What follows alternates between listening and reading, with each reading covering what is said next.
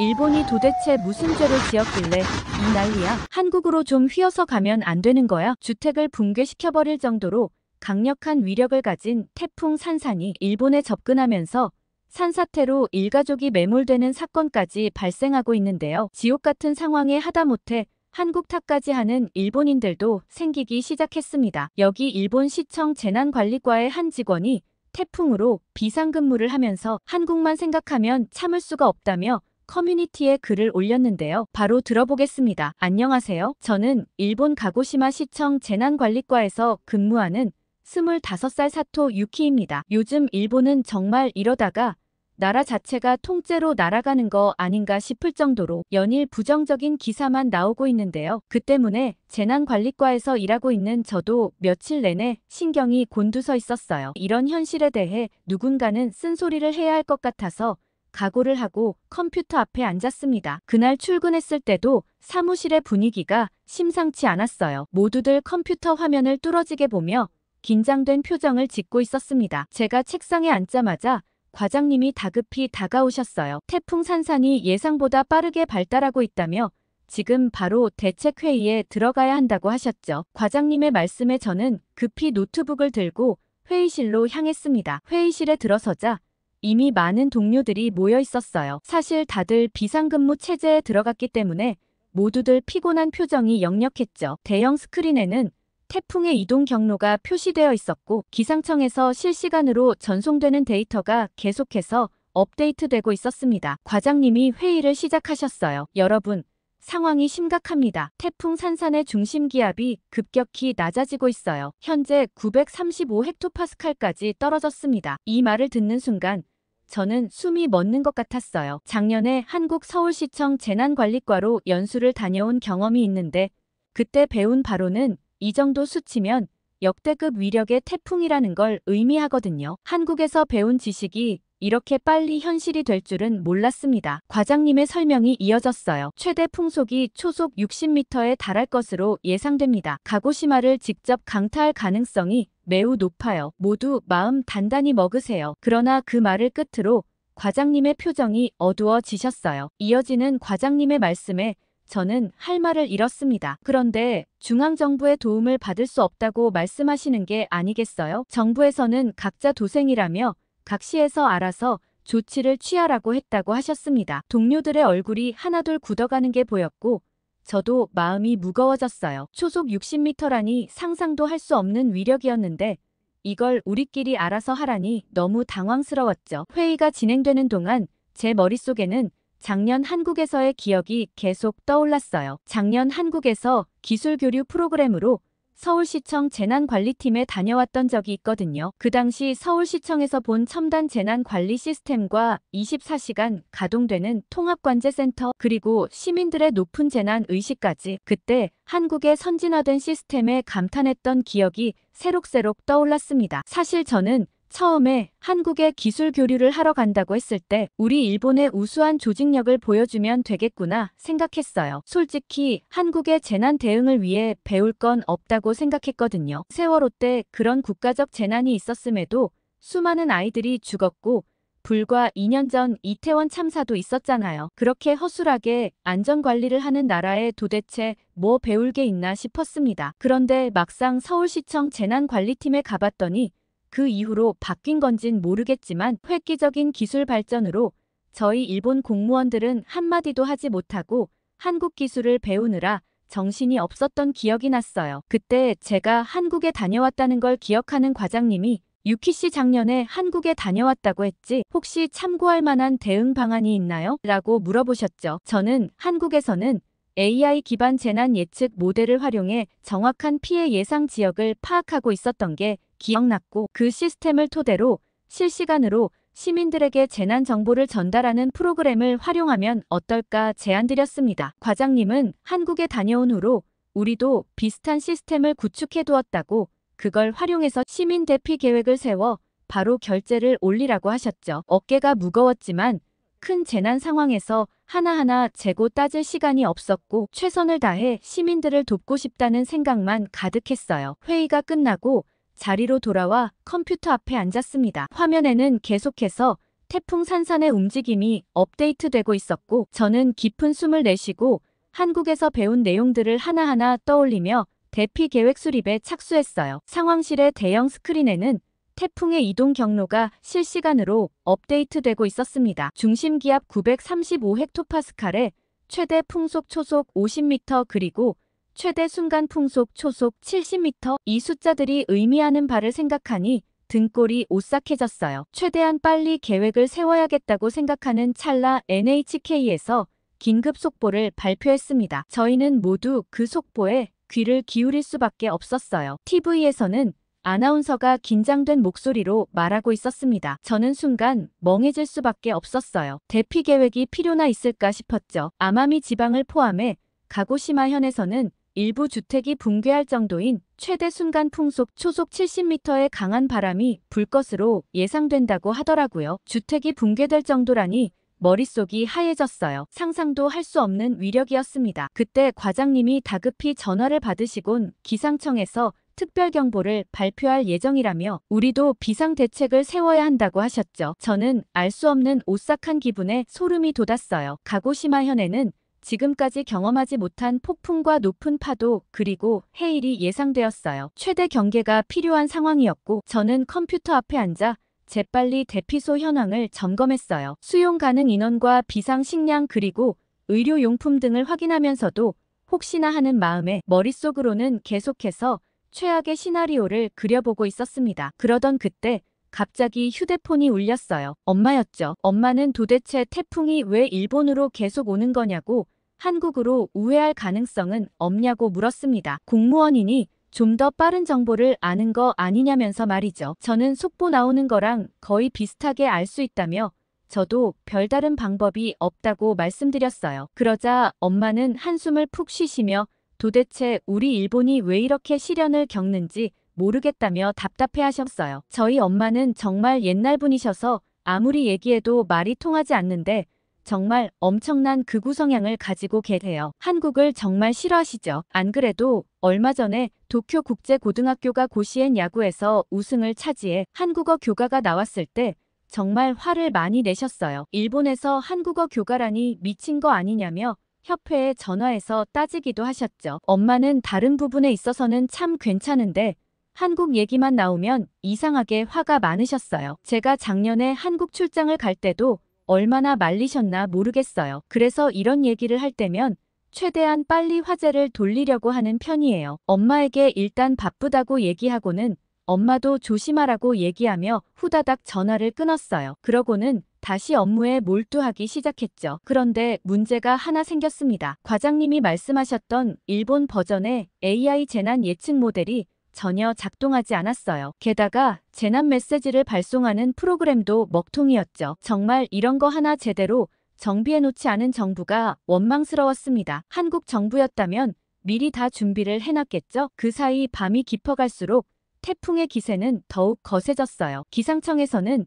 24시간 동안 규슈 남부에서 500mm 그리고 아마미 지방과 규슈 북부에서 300mm의 폭우가 예상된다고 발표했습니다. 이는 평년 8월 한 달 강수량을 훌쩍 뛰어넘는 수치였어요. 새벽 2시쯤이 되자 상황은 점점 악화되고 있었습니다. 규슈 신칸센은 이미 운행을 중단했고 가고시마 공항의 모든 항공편도 결항되었어요. 저는 과장님께 급히 달려가 시스템이 전혀 작동하지 않는데 어떻게 하면 좋겠냐고 물었고 과장님은 말이 안 된다고 하셨어요. 분명 예전 시범 테스트를 할 때만 해도 멀쩡히 잘 작동했는데 어쩌면 좋냐고 하셨고 급히 시스템 전문가를 호출했어요. 그런데 저는 정말 황당했습니다. 전문가라고 온 사람도 왜 작동을 하지 않는지 모르겠다는 답변만 내놓을 뿐이었죠. 그때였어요. 갑자기 정전이 일어났고 상황실은 순식간에 어둠에 잠겼습니다. 과장님은 일단 비상발전기를 보고 와야겠다며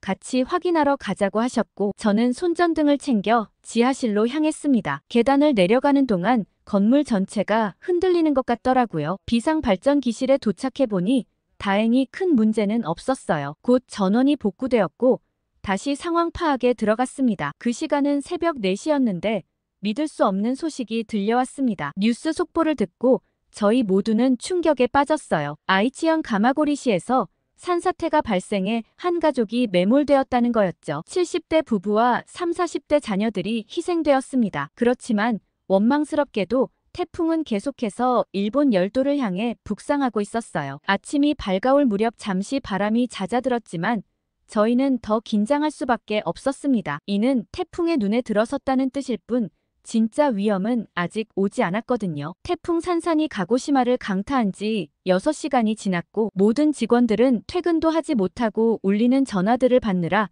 정신이 없었어요. 저 역시 끊임없이 울리는 전화를 받으며 시민들의 문의와 요청사항을 처리하고 있었죠. 그때 갑자기 과장님이 급하게 저를 찾으셨어요. 지금 당장 히가시 지구로 가야 한다고 말이죠. 일단 출발하고 자세한 얘기는 구조팀에게 들으라고 하셨습니다. 저는 즉시 재난 키트를 챙기고 구조팀과 함께 시청을 나섰습니다. 밖은 아수라장이었어요. 거리는 물에 잠겨 있었고 나무들은 뿌리째 뽑혀 있었죠. 바람은 여전히 거세게 불어 서 있기조차 힘들었습니다. 히가시 초등학교에 마련된 대피소에 도착해보니 상황은 생각보다 더 심각했어요. 대피소 안에 들어서자마자 충격에 휩싸였습니다. 사람들이 서로 고함을 지르며 다투고 있었고 일부는 배식대 앞에서 음식을 서로 차지하려고 밀치고 있었어요. 대피소 관리자는 지친 표정으로 우리를 맞이했습니다. 처음에는 잠잠하던 시민들이 재난 상황이 길어질 것 같다는 느낌이 드는지 더 이상 통제가 어렵다고 했어요. 일부 주민들이 식량과 물을 독점하려고 하는 데다 심지어 노약자들의 물건까지 빼앗아가는 사람들도 있다고 말이죠. 저는 충격을 받았습니다. 우리 일본이라고 하면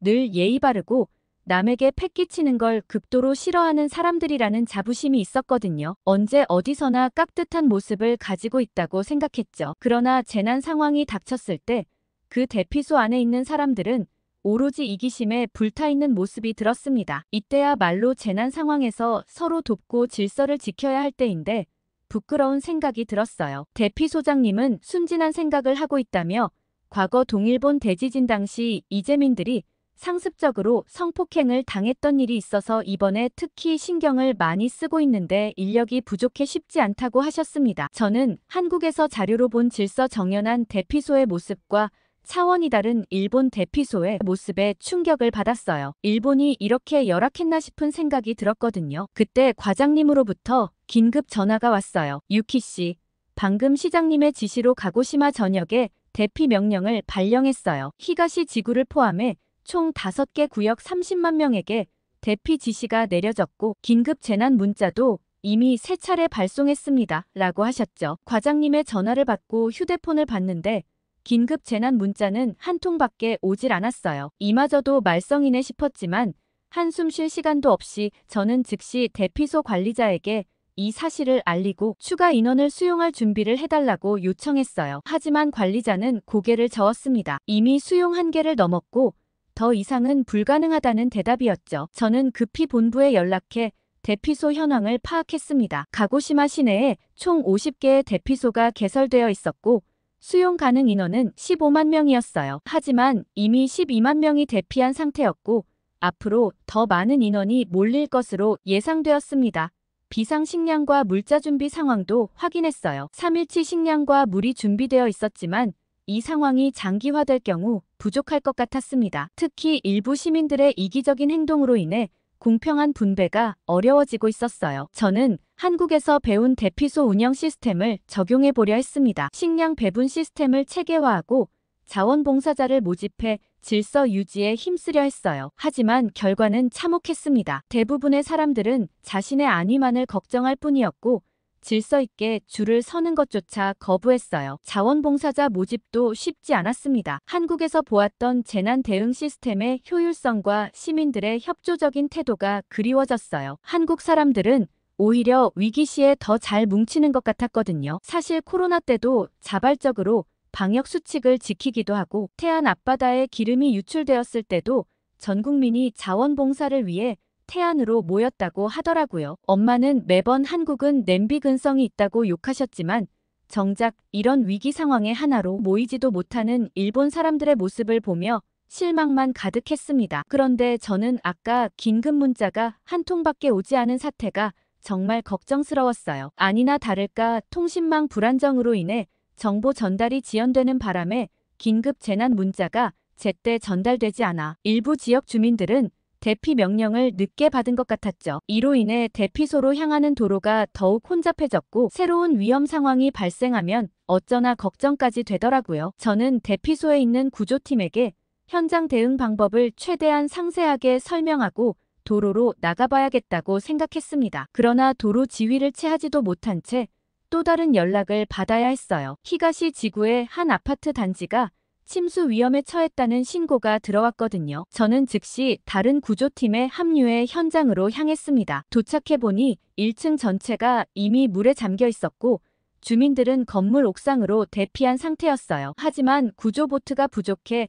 모든 주민을 한 번에 대피시키기 어려웠습니다. 저는 한국에서 배운 대로 우선순위를 정해 구조 작업을 진행하려 했어요. 노약자와 어린이를 먼저 구조하고 나머지 주민들은 차례로 대피시키려 했습니다. 하지만 일부 주민들의 반발로 구조 작업이 지연되었어요. 왜 저 사람들만 먼저 구해요? 우리도 위험하다고요. 한 남성이 소리치며 보트에 강제로 탑승하려 했습니다. 다른 주민들도 동조하기 시작했고 현장은 순식간에 아수라장이 되었어요. 저는 마이크를 들고 주민들을 설득하려 했습니다. 여러분, 지금은 서로를 배려해야 할 때입니다. 노약자와 어린이들을 먼저 구조하고 곧바로 돌아와 여러분을 구하겠습니다. 조금만 기다려주세요. 하지만 제 말은 폭우 소리에 묻혀 제대로 전달되지 않았고 주민들의 불안과 공포는 점점 커져갔습니다. 결국 강제로 보트에 탑승하려는 사람들 때문에 구조 작업은 더욱 지연되었고 위험한 상황까지 발생했어요. 저는 이기적인 일본 사람들에 지쳐 한숨밖에 나오질 않았고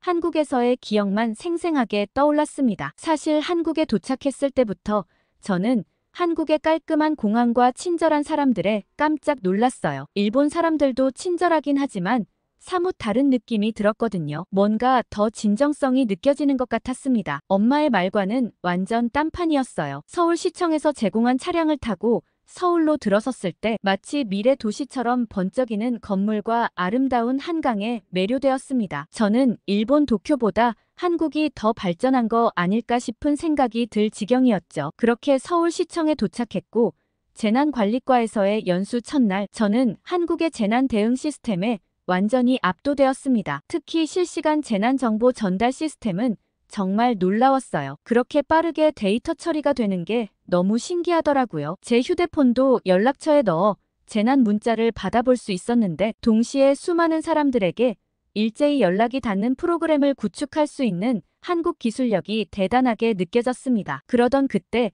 갑자기 서울에 큰 호우 경보가 발령되었습니다. 저는 한국 공무원들과 함께 재난 상황실로 빠르게 이동했어요. 상황실에 들어서자마자 눈앞에 펼쳐진 광경에 놀라지 않을 수 없었습니다. 거대한 스크린 위로 서울 전역의 실시간 상황이 생생하게 펼쳐졌어요. CCTV 영상과 드론 촬영 화면 그리고 시민들이 보내온 제보 사진 등이 한눈에 들어왔습니다. 그리고 그 모든 정보가 AI에 의해 실시간으로 분석되고 있었죠. 재난관리팀의 최 과장님이 제게 상황을 설명해 주셨어요. 이 시스템은 실시간으로 수집되는 모든 데이터를 AI가 분석해 위험 지역을 예측하고 최적의 대응 방안을 제시합니다. 예를 들어 지금 이 지역의 수위가 위험 수준에 도달했다고 경고하고 있네요. 저는 그 말을 듣자마자 일본의 시스템을 떠올렸습니다. 우리는 아직도 수동으로 데이터를 입력하는 과정을 거쳐야 하는데 한국은 상황이 발생하자마자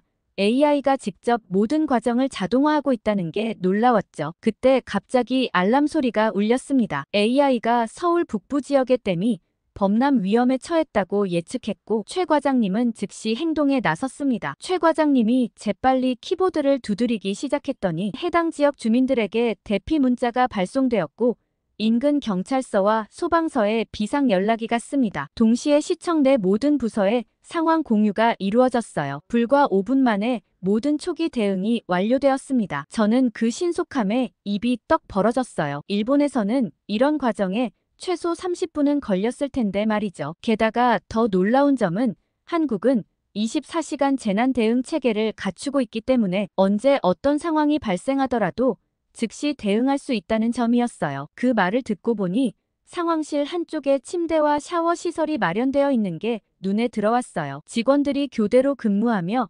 24시간 상황을 모니터링하고 있다는 걸 알 수 있었습니다. 그날 밤엔 정말 예측대로 댐이 범람 위기에 처했지만 신속한 대응 덕분에 큰 피해 없이 상황을 모면할 수 있었어요. 최 과장님은 이런 결과가 가능했던 이유를 설명해 주셨습니다. 한국에서는 지속적인 훈련과 교육을 통해 직원들의 전문성을 강화하고 있고 매달 다양한 시나리오를 바탕으로 모의 훈련을 실시하고 최신 기술 교육도 정기적으로 받는다고 하셨죠. 저는 그 교육을 조금이라도 받아보고 싶다는 생각이 들었어요. 마침 다음 날 재난 현장 체험 프로그램이 진행되었고 저도 참여할 수 있는 기회가 있었어요. 그 프로그램은 가상현실 VR 기술을 활용해 실제 재난 상황과 유사한 환경을 만들어 훈련하는 프로그램이었는데 정말 실제 상황 같아서 놀랄 수밖에 없었죠. 그런데 최 과장님은 아무리 이렇다 하더라도 절대적으로 중요한 점이 한 가지 있다고 하셨어요. 바로 시민들의 협조라고 하셨죠. 아무리 기술과 실력이 뛰어나더라도 시민들과의 신뢰가 형성되지 않으면 아무 소용이 없다고 하셨어요. 한국에서는 항상 투명하고 신속하게 정보를 공개하고 시민들의 목소리에 귀 기울이려 노력한다고 하더라고요. 그렇기 때문에 시민들도 재난관리팀의 문자나 연락에 적극 협조하고 안내에 잘 따라준다고 했어요. 사실 그때는 그 말이 무슨 말인지 잘 이해하지 못했어요. 그저 형식적으로 고개만 끄덕했을 뿐이었죠. 그런데 막상 제가 이런 재난 상황에 닥쳐보니 정말 첨단 기술만이 중요한 것은 아니구나 하는 것을 깨달을 수 있었어요. 일본 재난관리팀에서 제대로 된 안내나 대응을 하지 못하니 시민들이 불안에 떨어서 이런 상황에서도 서로 밀치고 당기고 이기적으로 행동하는구나 싶었죠. 제가 이런저런 생각에 잠시 빠져있는 사이 누군가 저를 밀치고 지나갔어요. 보트에 빨리 타려던 한 남자 때문이었는데 그 때문에 아스팔트에 팔이 다 까지고 말았죠. 속상하기도 하고 화가 나기도 했지만 어쩔 수 없다는 생각이 들었습니다. 한참 시간이 지나서야 간신히 모든 주민을 구조할 수 있었지만 이 과정에서 몇몇 사람들이 부상을 입었고 구조에 걸린 시간도 예상보다 훨씬 길어졌어요. 겨우 상황을 마무리하고 다시 재난 상황실로 돌아갔습니다. 시청 안에 있는 직원용 샤워실에서 샤워를 하고 비상근무표를 보니 1시간 정도 쉴 시간이 있겠더라고요. 저는 침대에 누워 SNS를 들어가 봤고 실시간으로 올라오는 태풍 상황에 아비규환인 피드를 볼 수 있었어요. 다들 두려움에 떨고 있었죠. 그런데 유독 제 눈길을 끄는 한 사진이 있었습니다. 얼마 전 태풍이 온다며 무섭다고 아예 한국으로 가 있을 거라던 시즈카가 올린 사진이었는데 여유롭게 한국 카페를 즐기고 있는 사진이었죠. 시즈카의 사진을 보니 마음이 복잡해졌어요. 한편으로는 시즈카가 안전하다는 것에 안도감을 느꼈지만 다른 한편으로는 부러움과 씁쓸함이 교차했습니다. 사진 속 시즈카는 환한 미소를 지으며 예쁜 카페에서 디저트를 즐기고 있었어요. 창밖으로 보이는 서울의 거리는 평화롭고 활기찼죠. 저도 모르게 한숨이 나왔어요. 지금 이 순간에도 일본은 태풍의 위협 속에 있는데 불과 몇 시간 비행거리에 있는 한국은 이렇게 평화로운 일상을 보내고 있다니 믿기지 않았습니다. 시즈카에게 메시지를 보냈어요. 정말 좋아 보인다며 한국이 어떠냐고 물었습니다. 시즈카는 곧바로 답장을 보냈어요. 여기는 정말 좋아. 그런데 일본은 태풍 소식이 너무 심하던데 넌 괜찮아? 라고 보냈죠. 거기에다 한국은 날씨도 좋고 사람들도 친절하다는 말을 덧붙이면서 날씨가 더울 땐 폭염에 조심하라고 문자도 엄청 오고 일본과는 재난 대비 시스템 자체가 다른 것 같다고 얘기했어요. 시즈카의 말에 더욱 부러워졌죠. 지금 이 지옥 같은 재난 상황에서 문자도 제대로 가지 않는데 말이에요. 저는 너무 부럽다며 여기는 지금 태풍 때문에 정신이 없는데 한국은 왜 이렇게 평화로울까? 하고 물어봤습니다. 저는 시즈카의 대답을 보고 어쩔 줄을 몰랐어요. 시즈카는 어떤 사람들은 일본이 과거에 저지른 잘못 때문에 천벌을 받는 거라고 하더라면서 어쩌면 그럴지도 모르겠다는 생각도 든다고 하는 거예요. 지진이니 태풍이니 유독 일본은 그런 게 심하다면서 정말 그런 거라면 어쩔 수 없는 거 아니냐는 얘기를 덧붙였죠. 시즈카의 말에 잠시 생각에 잠겼어요. 정말 일본은 과거의 잘못 때문에 천벌을 받는 걸까요? 그동안 이런 생각을 많이 했지만 막상 다른 사람의 입에서 나오니 마음이 무거워졌습니다. 그때 저는 저도 모르게 시즈카에게 엉뚱한 질문을 보냈어요. 혹시 거기서 일자리를 구할 생각은 없냐는 말이었죠. 그러자 시즈카는 사실 고민 중이라며 한국 회사에서 잡 오퍼를 받았다는 말을 했습니다. 일본에서의 삶도 좋지만 한국에서의 삶이 매력적으로 느껴진다고 했죠. 저는 시즈카의 말에 가슴이 철렁 내려앉았어요. 친구마저 떠나려 한다는 생각에 외로움이 밀려왔거든요. 하지만 한편으로는 시즈카의 선택을 이해할 수 있었어요. 다른 한편으론 마음이 씁쓸했죠. 저는 요새 몇 날 며칠을 태풍 때문에 상황실에서 밤낮 없이 보내고 있는데 시즈카는 능력이 좋으니까 한국에서도 스카웃 제의가 들어오는구나 싶었죠. 저는 대충 시즈카에게 보낼 메시지를 마무리하고 창밖을 바라보았어요. 빗줄기가 거세게 창문을 때리고 있었고 바람 소리가 불길하게 울부짖고 있었습니다. 한국의 평화로운 모습과 너무나 대조적이었죠. 저는 한국과 비교해 더 이상 일본은 설 자리가 없다는 생각에 마음이 아팠어요. 과거에 지은 죄를 다 청산할 때까지 자연재해를 당해내야 한다면 일본이라는 열도가 없어지는 거 아닐까 싶은 생각도 들었거든요. 산산의 난카이 지진에 당장 닥친 재해만 해도 앞이 캄캄한 것 같아요. 한국 분들은 어떻게 하면 일본이 속죄를 할 수 있을지 방법을 좀 알려주시면 좋겠어요. 그리고 이 기회를 빌어 무능한 일본 정부와 겉으로는 친절한 척하며 이기적으로 행동하는 일본인들에게 똑바로 살라고 한마디 해주고 싶네요. 오늘 유키 씨의 사연 어떻게 들으셨나요? 일본 커뮤니티에서 추천과 비추천을 동시에 어마어마하게 많이 받은 글이었는데요. 일본이 과연 한국에 제대로 속죄할 수나 있을까요? 여러분의 의견이 궁금합니다. 댓글 많이 달아주세요. 구독과 좋아요 꾹 눌러주시고 다음에 더 좋은 사연으로 찾아오겠습니다. 사연 제작소 감동필름이었습니다.